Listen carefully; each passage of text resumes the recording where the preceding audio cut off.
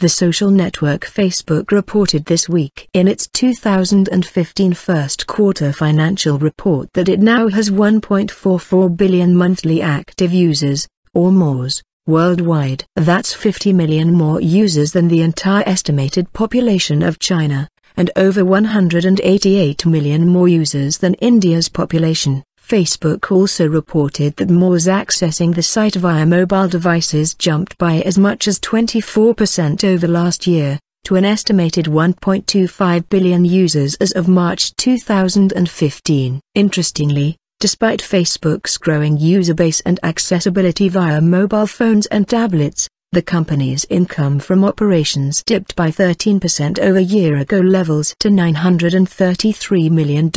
That's likely a result of several factors, analysts say. Over the last year, Facebook has been adding a host of new products, or apps, for its users. These include Facebook's acquisition of the photo-sharing Instagram app, the launch of its standalone messenger that allows users to communicate directly with each other, and an aggressive push to host video content, aimed at chipping away at rival Google's video dominance via YouTube. Additionally, more than half of Facebook's revenue comes from nations other than the United States, for example Indonesia, where it's very popular.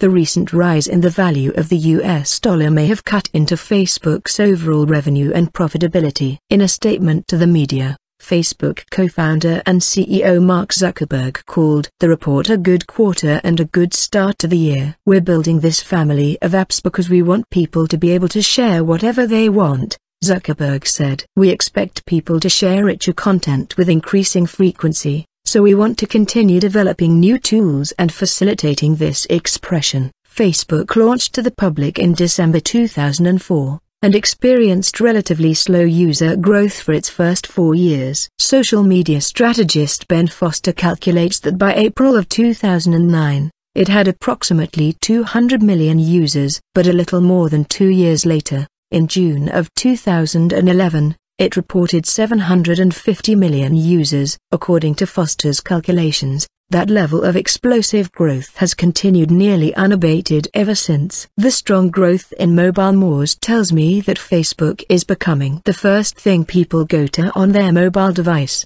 Foster told Vo via email. "If this trend continues, Facebook could easily become the primary source of traffic for publishers and companies. This could change the digital landscape for content, as the content we prefer to consume on mobile is quite different than content we prefer on a browser." Much of Facebook's revenue comes from sales of ads that are tailored specifically for each user, based on that user's previous Facebook activities, friend lists, likes, and content they've posted. Among other factors, ads pushed to mobile devices now account for 73% of Facebook's total ad revenue. According to the Facebook Terms of Service Agreement, the social network claims license to use posted data such as images and the like for their purposes worldwide. That leads some privacy activists to worry that Facebook is claiming a copyright for material created and posted by its users. However, as Facebook spokesman Matt Steinfeld pointed out earlier to Vo, the legal claim of license granted by the user is not Facebook's assertion of copyright. "When you post content on Facebook,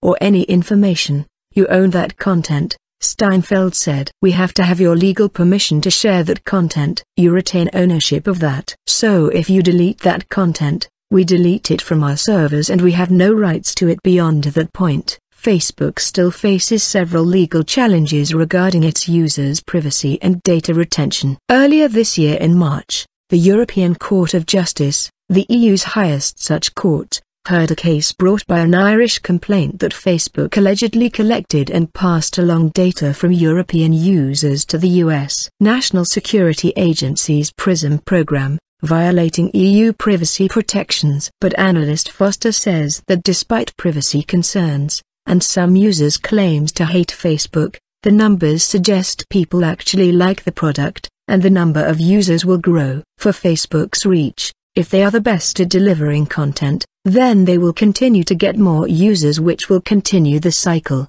he said.